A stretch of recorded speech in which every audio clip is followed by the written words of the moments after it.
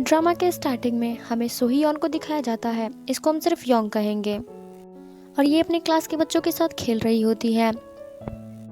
वो लड़कियों वाले गेम खेल तो रही होती है, पर वो गेम उसको बिल्कुल भी पसंद नहीं आता। वो लड़कों को देख रही होती है और इधर उधर देखती रहती है। तभी अचानक से एक बॉल आता है और वो बड़ी आसानी से उस बॉल को पकड़ लेती है, जिसकी वजह से वहाँ के सारे लोग उसकी काफी तारीफ करते हैं। वो गेम सारी लड़कियां ही खेल रही थी और कैच पकड़ने की वजह से वहाँ की सारी लड़कियां तो इम्प्रेस ही हो जाती है उससे।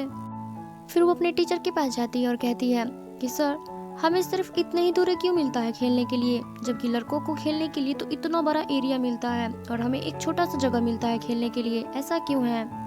और लड़कियां फुटबॉल क्यों नहीं खेल सकती? मुझे फुटबॉल खेलना है, मुझे फुटबॉल खेलना अच्छा लगता है। ये डॉज बॉल तो मुझे बिल्कुल भी नहीं खेलना, मुझे इस गेम में कोई इंटरेस्ट नहीं है। समझाते हैं कि बेटा देखो, तुम लड़की हो तो तुम्हें लड़की वाला गेम खेलना चाहिए, वो लड़के हैं तो लड़के वाला गेम खेल रहे हैं। योंग बोलती है, पर सर, हमें फेयर तरीके से खेलना चाहिए। अपने टीचर की बातों का हमें हाँ जवाब दे ही नहीं रही होती, बल्कि ना में जवाब दे रही होती है, जिसकी वजह से टीचर उसका नाम पूछते हैं। वो काफी नेम बताती है कि तभी रुक जाती है। फिर उसके टीचर कहते हैं, जल्दी बताओ तुम्हारा पूरा नाम क्या है। फिर उसके टीचर समझाते हैं कि अगर तुम लड़कों के साथ खेलोगी और तुम हार जाओगी तो अपने ही फ्रेंड के सामने डेविल बन जाओगी। क्या तुम चाहती हो कि तुम्हारे सारे फ्रेंड्स तुमसे हेट करें? तुम्हारे फ्रेंड्स तुम्हें हमेशा बोलेंगे कि तुम हार से हमेशा भागती रहती हो। ये बात सुनने के बाद तो योंग अपनी फ्रेंड्स को देखने लग जाती हैं।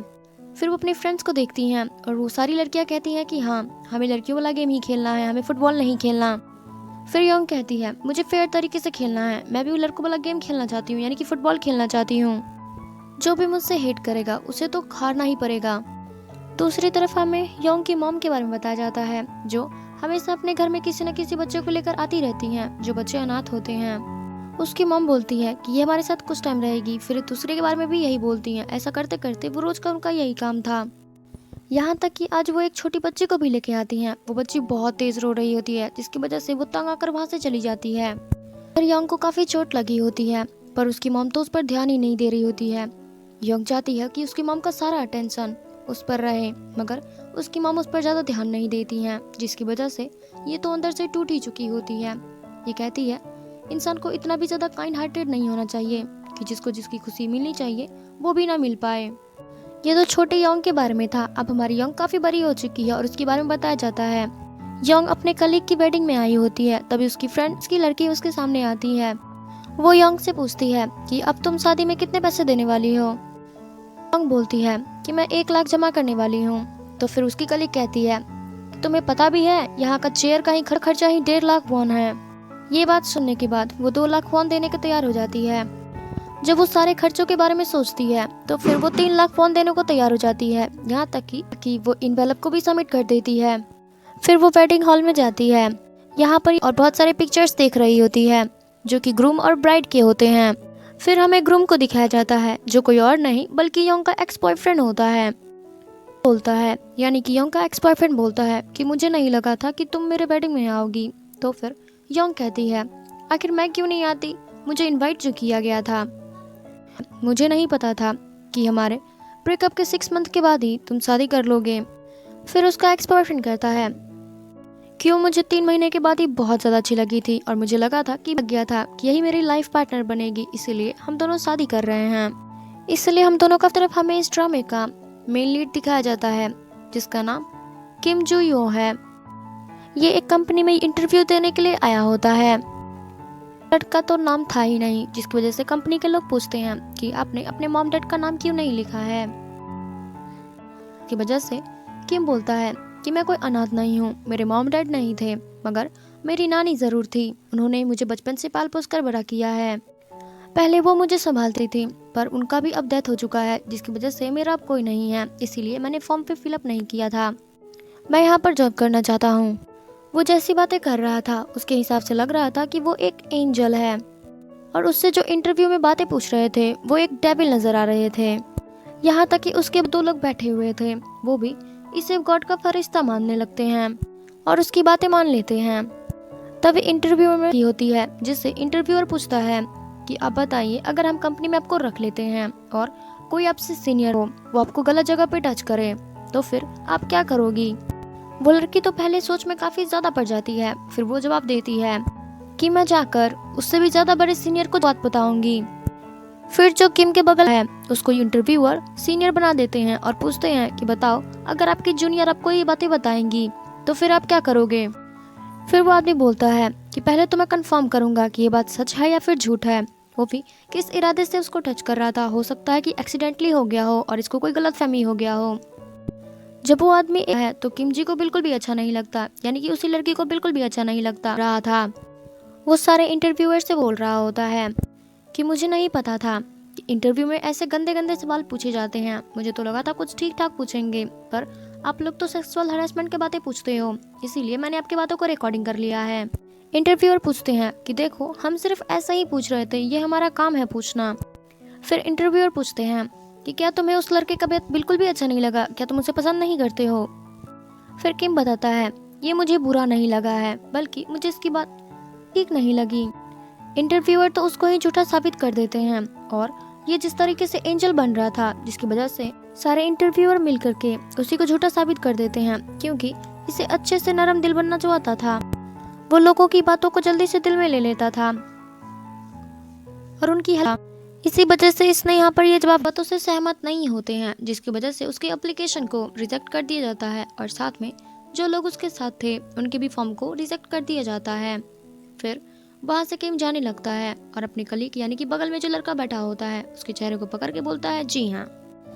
किम तो बाहर निकल गया था। जैसे ही वो दोनों आते हैं किम मुझसे माफी मांगने लगता है और कहता है मुझे माफ कर दो, मेरी वजह से तुम्हें भी जॉब नहीं मिल पाया। वो लड़की बोलती है कि मुझे यहाँ पर वैसे भी जॉब नहीं करना था। वो लड़की उसको बोलती है तुम तो बिल्कुल एक एंजल की तरह हो। फिर किम उसको बोलता है क्या वाकई में। किम उनसे माफी फिर मांगता है और कहता है क्या आप सब मुझसे गुस्सा नहीं हो। फिर वो लड़का उससे पूछता है कि हमारा छोड़ो, अब तुम्हें तो जॉब नहीं मिला है, अब बताओ तुम क्या करोगे। तो फिर किम जवाब देता है कि मुझे ये जॉब नहीं करना था, मैं कुछ ऐसा कर रहा हूँ जो किसी को भी पता नहीं है और ना ही वो इन्हें वो बात बताता है कि वो क्या करना चाहता है। इधर योंग को दिखाया जाता है जो कि शादी अटेंड कर रही होती है। तभी उसकी मॉम का कॉल आता है और उसकी मॉम उसको काफी ज्यादा मिस कर रही होती हैं, जिसकी वजह से उसको कॉल करती हैं। वो जल्दी से अपनी मॉम से बात करने के लिए बाहर जाती हैं और अपनी मॉम को बोलती हैं कि मैं भी शादी में हूँ, जब भी मुझे फ्री मिलेगा मैं आपसे बात जरूर करूँगी। इधर उसकी मॉम को दिखाया जाता है जो उसकी बात सुनने के बाद दवाई और खाना खा लेती हैं, जो कि उससे पहले नहीं खा रही थी। योंग अपनी मॉम से बात कर अंदर आती हैं तो देखती है ग्रूम और ब्राइड की मॉम अपनी अपनी रस्में कर रही होती हैं। कुछ देर के बाद ब्राइड भी आने वाली होती हैं और जैसे ही वो आती है, जब ग्रूम और ब्राइड एक साथ होता है तो फिर उसको अपना 6 मंथ बैक वाला सीन याद आता है जब वो ब्रेकअप उससे कर रही होती है। योंग अपने एक्स बॉयफ्रेंड के पास आती है और कहती है कि मैं तुमसे ब्रेकअप करना चाहती हूँ। वो उसका एक्स बॉयफ्रेंड फिर वो कहता है कि क्या तुम सीरियस हो। तो फिर वो बोलती है हाँ मैं बिल्कुल सीरियस हूँ, मुझे तुमसे ब्रेकअप करना है। उसका एक्स बॉयफ्रेंड तो रोने लगता है और कहता है तुम मुझसे इस तरह यहाँ पर कैसे ब्रेकअप कर सकती हो, मैं जब भी यहाँ पर गाड़ी पार्क करूँगा मुझे तुम्हारी याद आएगी। तो फिर योंग बोल के चली जाती है तो फिर ठीक है तुम कहीं और गाड़ी पार्क कर लेना। ये बात बोलकर जैसे ही वो बाहर जाने लगती है कि तभी वो अपने हाथों में गलती से चोट लगा लेता है, जिसको देखकर वो उसके पास आती है। वो उसके हाथों में बैंडेज लगाती है और फिर वहाँ से चली जाती है उसको रोते हुए छोड़कर। उसके जाने के बाद इसको बताया जाता है कि ग्रूम और ब्राइड के रिलेशनशिप को 1 साल हो चुके हैं और आज इनकी एनिवर्सरी थी। इनकी शादी के दिन इनकी एनिवर्सरी थी, जिसमें वो दोनों एक साथ अपने हाथ को देख रहे होते हैं, यानी कि रिंग पहनने के बाद, और उसके हाथ में बैंडेज भी लगा होता है जो कि योंग ने ही लगाया था। इससे तो वो दोनों समझ ही जाते। इससे जिस दिन ये सब ब्रेकअप की थी उसी दिन इसने इसको प्रपोज कर दिया था। फिर वो अपने मन में ये तो 2 टाइमर था, यानी कि एक साथ दो लड़कियों को फंसा के रखा हुआ था। ये मेरे साथ ब्रेकअप करके तो उससे तुरंत एंगेजमेंट कर लिया और फिर अब शादी कर रहा है। योंग को तो लग रहा था कि उसने ब्रेकअप कर लिया है उससे, लेकिन वो लड़का तो खुद ही उससे ब्रेकअप करना चाहता था। फिर प्रास का सीन दिखाया जाता है जब ये ब्रेकअप कर रही थी। जब ये ब्रेकअप करके वहाँ से चली गई तो उसका एक्स बॉयफ्रेंड उसको देख के हंस रहा था और कह रहा था मैं तो तुमसे काफ़ी पीछा। फिर उसका एक्स अगर तुम तो खुद ही आई और ब्रेकअप करके चली गई, मेरे लिए इससे खुशी और क्या होगी। योंग को तो ये बातें सोचने के बाद बहुत तेज गुस्सा आता है। उसके गुस्से की वजह से टेबल भी हिलने लगता है। फिर वो टेबल के कपड़े को पकड़ी होती है और कस के खींचती है, जिसको देखकर काफी लोग जाते हैं कि ये क्या हो रहा है यार। शादी होने के बाद ग्रूम और ब्राइड के साथ सारे लोगों को बुलाया जाता है जो भी उसके साथ पिक्चर लेना चाहते हैं। तभी योंग की कलीग यानी कि उसकी फ्रेंड उससे पूछती है क्या तुम नहीं जाओगी? तो फिर योंग कहती है भला मैं क्यों नहीं जाऊंगी, सबसे इम्पोर्टेंट तो मैं ही हूँ, मैं तो जाऊंगी ही जाऊंगी। फिर वो टेबल के कपड़े को कस के खींचती है और अपनी स्कर्ट बना लेती है। जाते जाते एक लड़की के नेट के कपड़े को ले लेती है और अपने ऊपर ढक लेती है, यानी कि वो ब्राइड बन के जाती है। फिर वो एक ब्राइड बन के अपनी एक्स बॉयफ्रेंड के सामने जाती है और कहती है तुम तो 2 टाइमर निकली, 6 महीने पहले मुझसे ब्रेकअप किया और तुम्हारी रिलेशनशिप को 1 साल हो चुका है, मुझे चीट कर रहे थे ना। ये सारी बातें ब्राइड भी सुन रही होती है। फिर वो उसकी ये बात सुनकर उसका एक्स बॉयफ्रेंड तो काफ़ी ज़्यादा गुस्सा होता है और बोलता है ये यहाँ पर क्या बोलने के लिए आई हो तुम? तो फिर योंग बोलती है चलो छोड़ो, हम लोग पिक्चर लेते हैं। फिर वो अपने एक्स बॉयफ्रेंड के बगल में खड़ी हो जाती है और बहुत सारी पिक्चर्स खिंचवाती है। जब कैमरामैन ग्रूम और ब्राइड को हार्ट से बनाने के लिए कहता है तो फिर ये गलत उंगली निकाल के दिखाती है, यानी कि उसकी पिक्चर को बर्बाद करती है। फिर जब इन दोनों को किस करने के लिए बोला जाता है तो फिर ये वॉमिट का सीन बनाने लगती है, जिसकी वजह से फिर ये पिक्चर खराब कर देती है। अब योंग की फ्रेंड जोंग को दिखाया जाता है जो कि एक स्टोरी राइटर होती है। वो 18+ स्टोरी लिखा करती है और वो स्टोरी में अपने बारे में ही लिखी होती है। पीछे से उसकी फ्रेंड सोयोंग आती है जो उसकी स्टोरी को पढ़ के बताती है तो स्टोरी में सारे काम कहाँ पर करवा रही हो। फिर वो बताती है कि ये ऑर्गेनिक है। फिर उसका इसका मतलब है कि कोई भी मग कहीं पे भी निकल जाएगा। तो क्या आपको पता नहीं होगा कि आपके हाथ में कोई बग या फिर क्या है? तो क्या तुमने भी किसी क्रॉस पे किया होगा? ये बात सुनते उसकी फ्रेंड वहाँ से चली जाती है। फिर जान भी बाहर आती है तो टेबल पर वो बहुत सारे फ्रूट्स और खाने को देखती है। ये देखने के बाद तो जान बहुत ही ज़्यादा खुश हो जाती है। फिर वो पूछने लगती है कि हैंड कहाँ पर है। फिर वो बताने लगती है कि वो अपनी एक्स की वेडिंग में गई हुई है।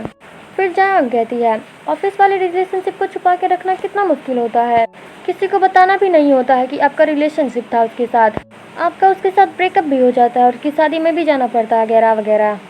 ज़रा सोच के देखो उसकी वहाँ पे क्या हालत हुई होगी। अभी ये दोनों योंग की बात कर ही रही होती है कि तभी वहाँ पर योंग आ जाती है। उसके साथ में एक बैग भी होता है जिसमें बॉक्स होता है। उस बॉक्स को उनके सामने लेकर आती हैं और रखती हैं टेबल पर। योंग बताती है कि मेरा एक्स बॉयफ्रेंड तो 2 टाइमर था, हमने 6 महीने पहले ब्रेकअप किया था, मगर वो तो 6 महीने पहले से ही अपनी गर्लफ्रेंड बनाकर रखा हुआ था और जैसे मैं उसको छोड़ के गई उसने उसको प्रपोज कर दिया उसी दिन जिस दिन हम दोनों का ब्रेकअप हुआ था। ये सुनने के बाद तो उसकी एक फ्रेंड उठती है और कहती है क्या सच बोल रही हो? मैंने तो तुम्हें पहले ही कहा था कि वो 2 टाइमर है, वरना ब्रेकअप के 3 महीने बाद ही कौन शादी कर लेता है। मैंने तुम्हें पहले है, चलो छोड़ो, बॉक्स खोल कर देखो क्या है। फिर जब वो बॉक्स खोलती हैं तो वो तीनों बहुत ही ज़्यादा डर जाती हैं क्योंकि उसके एक्स के पिक्चर को दिखाया जाता है उसमें और वो उसने आंखें खोल लिया था। वो दोनों तो काफ़ी ज़्यादा डर जाती हैं, मगर बॉक्स के अंदर तो उसकी वेडिंग का फ्लावर था जो कि मुझे तो लगा था तुम मुझसे बदला लेने के लिए जाओगी, लेकिन तुम तो उसके फ्लावर को ही कैच करके ले आई हो। फिर हमें पास का सीन दिखाया जाता है, बताया जाता है कि वो जो उसमें दिखाया गया था वेडिंग के बारे में वो तो सब उसका इमेजिनेशन था। दरअसल जब वो पिक्चर क्लिक करवाने के लिए जाती है तो फिर उसको ब्राइड के बगल में खड़ा कर दिया जाता है। आखिरकार मजबूरन उसको उनके साथ पिक्स क्लिक करवाना ही पड़ता है। यहाँ पर उसने कोई भी गलत पिक्चर नहीं करवाया था बल्कि स्माइल करके अच्छे पिक्चर खिंचवाई थी। यहाँ तक कि जब ब्राइड फ्लावर को फेंकने वाली होती है तभी वो उसके पीछे होती है और फेंकने के बाद वो उसे तुरंत कैच कर लेती है। यहाँ तक कि उसका बॉयफ्रेंड अन्य भी उसको देखने लगता है कि उसकी एक्स ने उसके ही वेडिंग के फ्लावर को पकड़ा है। फिर हमें उन दोनों को पिक्चर क्लिक करवाना पड़ता है। फिर हमें प्रेजेंट का सीन दिखाया जाता है और उसकी दोनों फ्रेंड्स पूछती हैं कि बताओ तुमने उससे ब्रेकअप क्यों किया था। फिर उसकी एक फ्रेंड बोलती है यार तुझे याद नहीं है, उसके बाकी बॉयफ्रेंड के साथ जैसा हुआ था उसी तरीके से हुआ होगा। जायन उससे पूछता है पहले बॉयफ्रेंड से ब्रेकअप किया था तो उसका खर्चा डबल होता और इसने बोला था मैं तुम्हें अडॉप्ट करके नहीं लाई हूँ, जब से तुम मेरी जिंदगी में आए हो मेरा खर्चा डबल हो गया है। और दूसरे वाले का तो बात ही मत करो। और दूसरे वाले को इसने इंस्पायर हो जाता था, मगर वो 3 बार अगर हो जाता था तो फिर ये तो इन बार क्यों नहीं कर सकती थी। फिर उसकी फ्रेंड बोलती है क्या उसने तुम्हें एक बार भी सेटिस्फाई नहीं किया। फिर वो कहती है एक बार भी नहीं, गलती से भी नहीं हुआ था। फिर योंग पूछती है में ऐसा सोचना ज़रूरी होता है क्या। फिर योंग बोलती है रिलेशनशिप में रहने से सबसे बड़ा बात यही होता है। फिर उसकी फ्रेंड तो चुप ही हो जाती है। फिर धीरे धीरे करके उसके सारे बॉयफ्रेंड्स के बारे में ऐसा ही बताया जाता है कि उसने किस तरीके से ब्रेकअप किया था। फिर दूसरी तरफ हमें किम को दिखाया जाता है जो इंटरव्यू दे करके वापस आ गया था और वो पुलिस ऑफिसर के पास जाता है। तो पुलिस ऑफिसर उससे पूछता है कि तुम्हारा इंटरव्यू कैसा गया। फिर वो उनका पैंट वापस करने लगता है और कहता है अच्छा नहीं गया, उन्होंने दरअसल जब वो इंटरव्यू देने के लिए गया था तो फिर इसी ऑफिसर के कपड़े को लेकर गया था। फिर ये ऑफिसर उसको समझाता है कि तुम्हें इंटरव्यू में जाना पड़ता है, इसीलिए तुम्हें ऐसे कपड़े ले लेने चाहिए थे, क्योंकि जॉब मिलना कोई आसान काम नहीं होता है और तुम प्रैक्टिस करते रहो, तुम एक ना एक दिन ज़रूर कर पाओगे।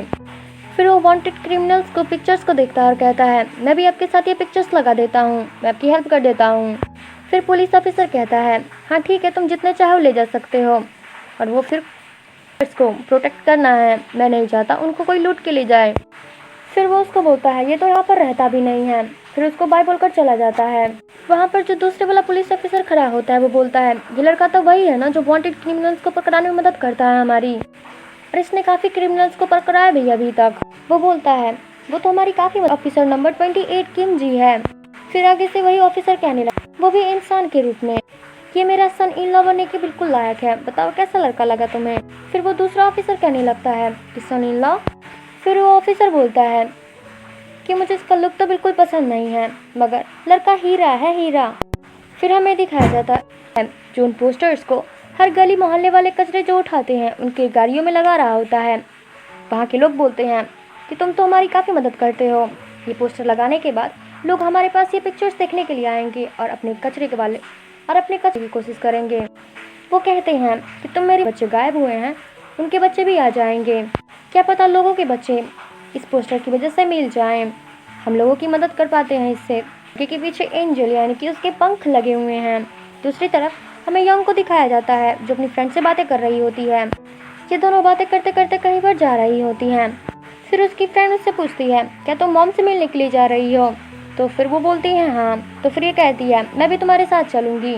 फिर यंग कुछ घर की हालत अभी ठीक नहीं है, तो जब घर ठीक हो जाएगा तब मैं तुम्हारे साथ चलूँगी। फिर यंग की फ्रेंड कहती हैं मुझे पक्का पता नहीं मैं उनसे कब मिल पाऊँगी, मुझे बहुत याद आती है उनकी। फिर यंग कहती हैं कोई बात नहीं रुक जाऊँगी, तुम फिक्र मत करो, और मैं नहीं चाहती कि तुम वहाँ पर जाके एम्बैरेस्ड हो। बस यही रीज़न है कि जिसकी वजह से मैं वहाँ पर जाने से मना कर रही हूँ। चलो मैं तुम्हें जेली वाली कैंडी खिलाती हूँ। फिर वो कहने लगती है कि जेली, अभी टॉफियाँ खाती रहती हूँ। वो लड़का अभी उस दुकान में काम करता है, वो लड़का तो तुम्हें बिल्कुल भी पसंद नहीं करता है ना। फिर उसकी फ्रेंड कहती हैं कहीं वो तुम्हें पसंद तो नहीं है। फिर यंग कहती हैं बिल्कुल भी नहीं, मुझे वो कोई पसंद नहीं है और ना ही मुझे उस पर कोई इंटरेस्ट है, मैं तो सिर्फ उसकी दुकान पे जाती हूँ ताकि मैं तो वहाँ पर जानबूझ कर जाती हूँ। वो बिना वजह मुझसे पहले दिन से ही नफरत करता है, तो फिर मैं भी वहाँ पर जाती हूँ ताकि उसको कोई वजह दे सकूँ मुझसे नफरत करने के लिए। फिर हमें पता चलता है कि जिस लड़के के बारे में बात कर रही थी वो लड़का कोई और नहीं बल्कि किमची है। किम अपने दुकान को साफ कर रहा होता है, तभी वहाँ पर योंग आती है। किम ग्लास वाले दरवाजे को साफ कर रहा होता है, वो उसको घूर कर देखती है जिसकी वजह से वो स्प्रे करता है। फिर वो डर जाती है। फिर ये हंसकर सफाई करने लगता है। दूसरी तरफ योंग क्या कम थी, वो भी अपने चेहरे पर हाथ रगड़ती है और अपने मेकअप वाले हाथों से उस ड्रॉर को खोलती है, जिसकी वजह से वो दरवाजा थोड़ा गंदा हो जाता है। फिर वो अंदर हेलो बोलते चली आती है। फिर किम को तो बाहर से भी डोर साफ करना पड़ता है। योंग जब अंदर आती है तो चीज़ें गिरा कर सारी चीज़ें चुन रही होती है, जिसकी वजह से किम उसको देखता है और बोलता है तुम्हें जो चीज़ भी चाहिए तुम सही तरीके से लो, बाकी सारी चीज़ों को गिराओ मत। पूछने लगती है कि यहाँ पर जो टॉफियाँ रखी थी वो कहाँ गई। फिर वो किम बोलता है हम वो चीज़ नहीं रखते। फिर योंग बोलती है मैंने तो बताया भी नहीं कि किस टॉफी की मैं बात कर रही हूँ। फिर किम बताता है कि मैम दिस टॉफी नहीं है, वो आउट ऑफ स्टॉक हो चुके हैं, और जो जलीस परी है तुम वो ले सकती हो। वो बारी बारी से सबका नाम बताता है। फिर योंग बोलती है यार तुम तो चलते फिरते कंप्यूटर हो, और जो भी सामान वो लेकर आई होती है उससे ही बाय कर लेती है। योंग उससे सीक्रेट मांगती है, तो फिर वो उसको पहले देखता है, फिर उसको सीक्रेट दे देता है। इसी तरीके से हमें बताया जाता है कि इस एपिसोड का एंड हो चुका है। तो चलिए इसी तरीके से हमारे फर्स्ट पार्ट का एंड हो जाता है। तो चलिए